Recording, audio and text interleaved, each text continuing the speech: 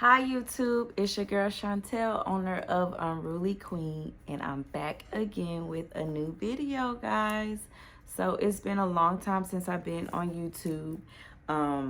Lots of stuff have happened in between 2018 and 2021, but I'm back. I am back, and I'm going to pretty much start a series on my boutique ownership journey. So yeah, if you're ready for that and you're interested, click the subscribe button, like button, and let's get into this video. So pretty much I just want to get into how I got started, share my experience, tips, tricks, gems, advice, whatever that I have went through along this journey of being a boutique owner. So yeah, so I first got started with my boutique on April 10th, 2019. So at that time, I was still in the military, getting ready to discharge honorably, of course.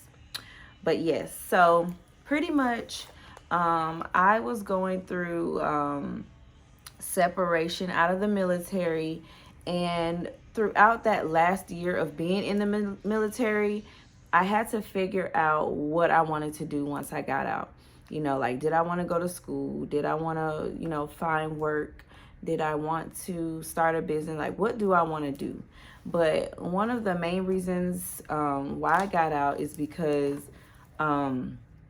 it just kind of wasn't for me. Being in the military, it just kind of wasn't for me. I, did my service, and I appreciate the experience I gained, all of the people that I met, everything that I learned from being in the military, but it just was not for me.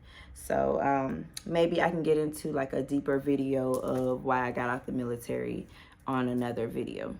But yes, so basically I told myself I want to be my own boss. Like, I'm getting bossed around right now, and no, like, I want to come out, I want to be my own boss. I need to figure out what I want to do, and fashion was just it. So I started out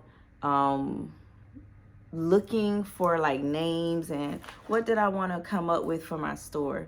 So I have a notebook here with notes to keep me on track, because I will forget and get sidetracked and start rambling, and that's not what I want to do. So yes, the first thing I had to figure out was like why I wanted to do it. Really, that was just because I was getting out the military and I had to figure out what I wanted to do. So I decided when I got out, I was going to go to school and start my business. So how I was going to do that, it was like a figure it out as I went type of thing.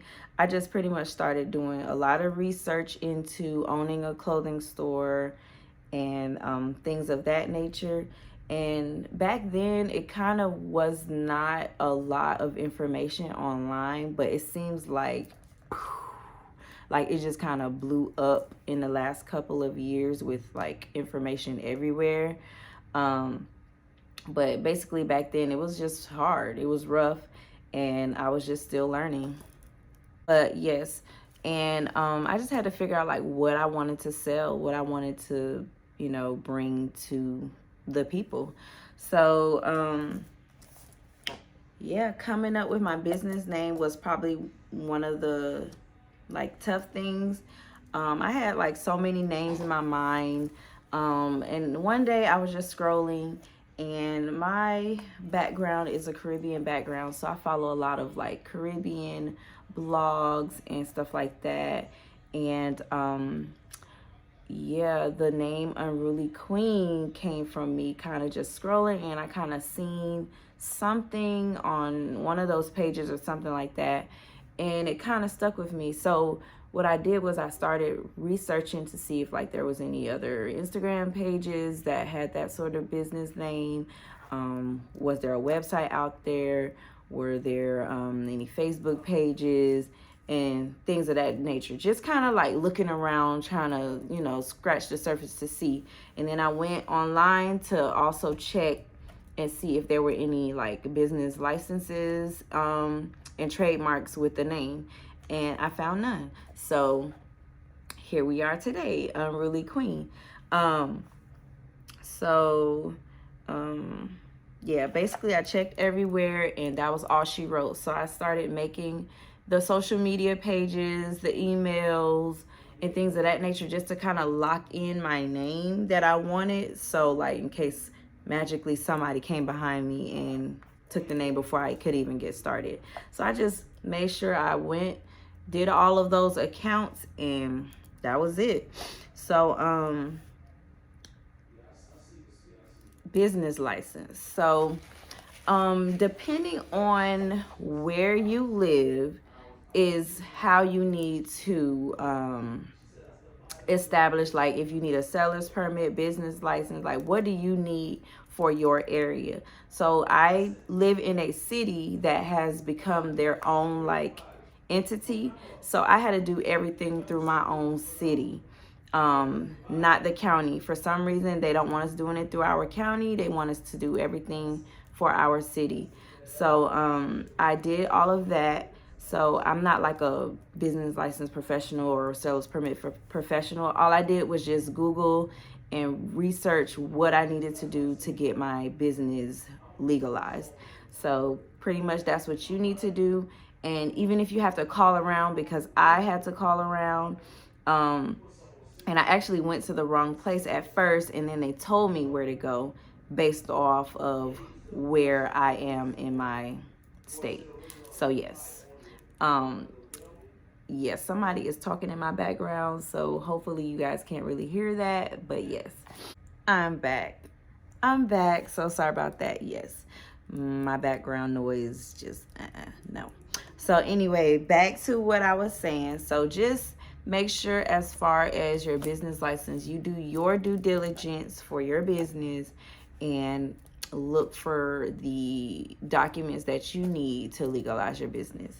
So the next thing that I did was pretty much came up with like my brand aesthetic. So as you can probably see, my favorite color is purple. I have like purple everything. Like I love purple. So I knew that I wanted my brand colors to be around like, you know, the purple scheme. But as I've grown throughout my business, I've learned that you can have business colors, but it's better to like kind of be neutral. So like logos, for example, my logo has purple and gold, but I'm currently working on getting a more simpler logo that is just black or white or something very neutral, so that when I am like doing different content, different flyers, different graphics and things of that nature, it kind of doesn't look tacky. So like if I wanted to do flyers for Christmas and my logo is purple and gold, but the flyer I want to have red, like it's just not gonna go. So I've been working on figuring out how to get a simpler logo. It's just hard because you don't want it to look like everyone else's. You want it to be recognizable, memorable, blah blah blah. So I'm just working on that to I guess refine what I already have. And pretty much you just want to give people like the feel of your business when it comes to aesthetic, like your logo, how you want them to perceive what you're selling. So yeah, one of the things that is like one of my best investments that I use constantly for my business was investing in Canva. Now, if you are not very like savvy with that type of stuff, you kind of got to teach yourself. So I'm not a graphic designer. Like I'm not one of those people that make flyers all the time, but pretty much everything on my website was made by me.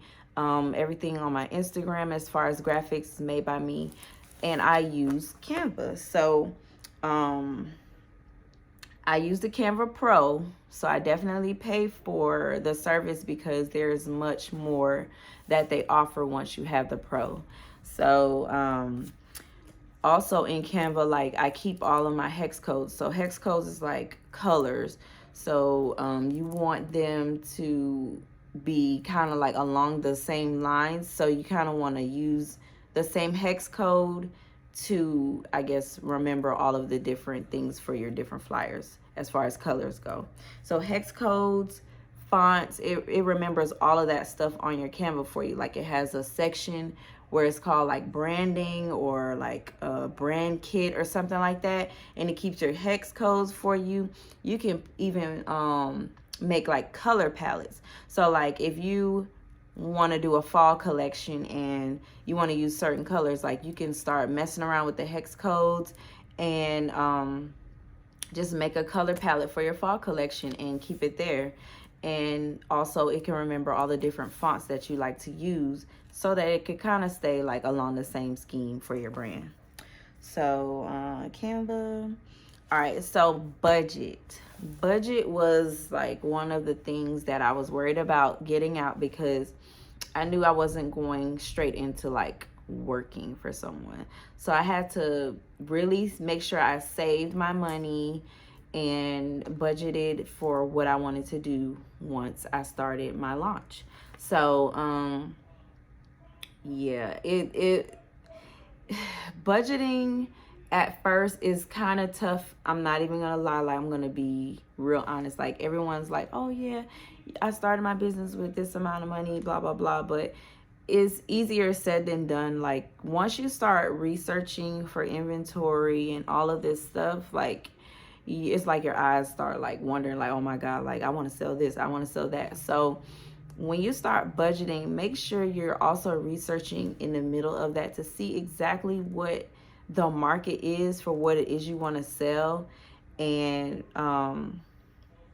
basically just make sure that you're going to have enough money for the inventory, all of the supplies you're going to need, marketing tools such as like poly mailers, business cards, etc.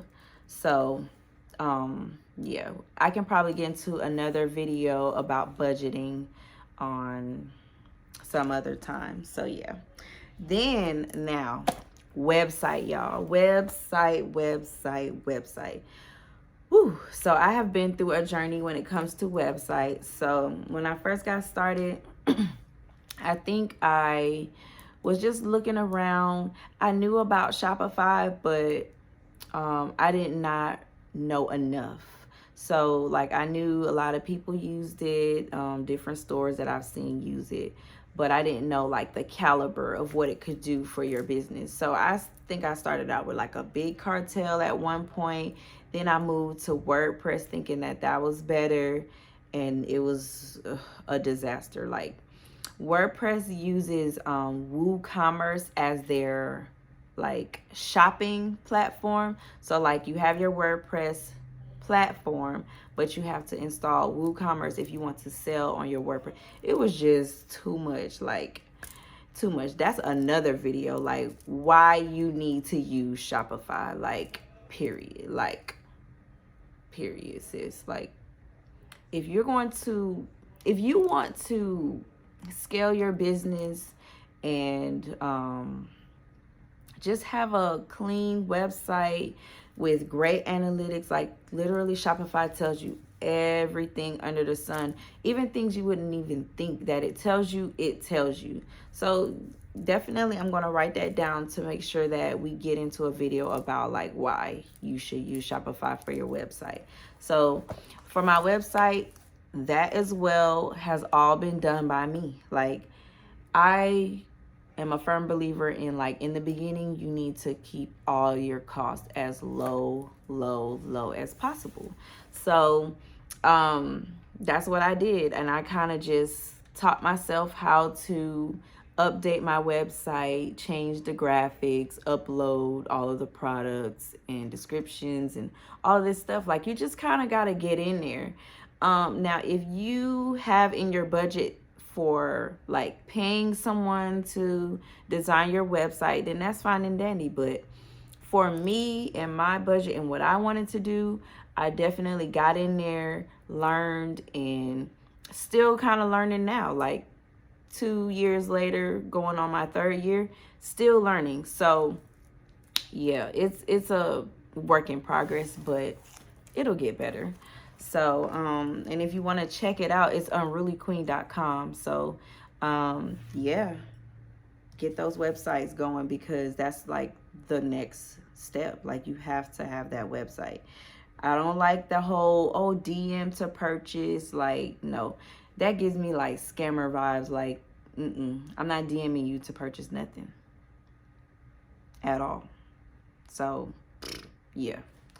So next thing is, like, you need to be organized. Like, when I say organized, like, there was one point where I just had like invoices everywhere, inventory everywhere, and I just said one day, like, nah, this cannot be.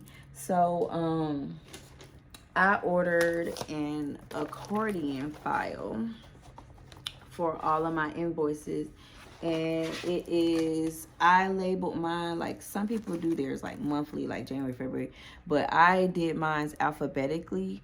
And I feel like once I guess it gets full, or like maybe once a year, I will purge the invoices, or maybe not purge, but like file them away somewhere else, so that it's like easy to go and access if I ever need to go back and find something or anything like that. But I just like this because, like, literally every vendor that I've shopped with alphabetically, I can just go in here, look, see whatever it is that I'm looking in here for. I really don't look in here for anything, but it's just good to be organized. Like, it's key. It's key, because once your head is clear, you're organized, and you know where everything is, like, everything will just flow. So I do use my accordion file, and I don't file invoices away until the merchandise has been added to my website. I've done everything I needed to with, as far as like looking at it, calculating pricing, shipping, and all of that good stuff. Then I file that away. Don't really have to look at it again, but if I do, it's easy to find, like, real quick. Like, oh yeah, let me come to letter M because I shopped with whatever store, and here it is. I couldn't remember how many I got, or whatever, whatever reason you might need to find an invoice, at least you'll be able to find it quickly. So yeah, just an idea. But then the next thing is sourcing inventory. So the main places that everyone shops at in the US are on these marketplaces. And depending on where you live, like, they are located in Los Angeles, which a lot of us know. But if you do not know, the fashion district in Los Angeles is one of the most popular places to shop at for clothing boutiques. So a lot of us that are here on the East Coast or wherever aside from California, we use fashiongo.net, lashowroom.com, or orangeshine.com. But I will say in the beginning, I used Orange Shine like once or twice. Then I navigated to Fashion Go and realized, like, there's hundreds of thousands of vendors on Fashion Go, and whatever you see on Fashion Go is literally probably on Orange Shine. But I've learned that now that is not the case. Sometimes there are vendors on Orange Shine that are not on Fashion Go. And I believe because the process of getting onto Fashion Go is a little more difficult than it might be to get onto Orange Shine.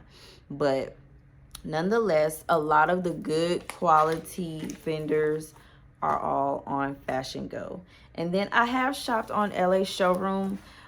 Their application process is, like, I feel like the most strict. Like, everyone always says they have issues with getting online with LA Showroom. I didn't have that issue back when I applied, but they're saying it's getting tough. So yeah, if you want to shop for boutique items, I would definitely start there. There are tons and tons and tons of vendors. Tons. It will make you mind blown. Like, it's so many. So I'll get into another video. I already wrote that down of a topic for vendors, because yeah, that's like a whole nother like video. Okay, but yeah, so inventory. And then so once you have realized like where you want to buy your inventory, or the type of inventory you want to carry for your target audience, and woo, that's another ball game too, target audience. But anywho, once you figured out like the audience that you want to target as far as the inventory you're going to carry, you need to plan that launch, sis. Like, you need to plan that out. So when I got started, I semi kind of did a launch, and it was like, it just wasn't great. It just wasn't properly planned. I kind of still didn't know what I was doing, and just being real honest, like, it just didn't go as well as I thought it would go. So I had to regroup, and then guess what? Another bomb. When I had to regroup and figure out like why didn't I sell as much, or why didn't my store like pop like the way I thought it would, I did my photo shoot, shot my photos, put all my stuff out, letting everybody know what's coming, blah blah blah, and boom, dropped. And it was like wah wah wah. But another bomb that dropped was, I found out that I was pregnant. Yeah, so that kind of put a like wrench in whatever it was that I was doing as far as a boutique, because at that point I was my model, or I am still my model, but at that point I'm the model for my store, I'm the face of my brand, and I can't be out here taking pictures with big prego bellies and stuff. So I had to like pivot and figure out what I was going to do until the baby came. And all I did during that time was like research, make sure that I learned more throughout that process, because my launch didn't go the way I wanted it to. Like, I had to figure out why. So by the time my son came, I was ready to revamp and put myself back out there again. Maybe about a month and a half later, I started shooting for new merchandise, and I still had that old merchandise, you guys. Like, it was just like stress, but I was able to get rid of majority of it afterwards. But yeah, it was just like, why? So I shot my new inventory, and guess what? It was pandemic time, and I was like, I can't catch a break. Like, why can't I catch a break? But that was when I made the most money. Wow. Like, how? So during that time, like, the chill sets, the biker short sets, and all of those types of things were very, very, very, very popular. It still is right now. But at that time, it was like a wave. Like, if you didn't catch that wave, you were getting left. So I literally shot all of that inventory, and it was going left and right, like, yeah. And I couldn't believe it. So I was just like, wow, it took a pandemic. Interesting. But anyway, and here we are today. Like, it's just crazy how things happen. It really is. So now I'm a mompreneur, a mommy owner, a mommy boss, whatever you want to call it. That's what I am now. So yeah, pretty much you need to market yourself. content, marketing, and all of that nature is like what helped me during that pandemic. So I'm kind of gonna cut it right here, but I really am glad that I want to take this journey back onto YouTube.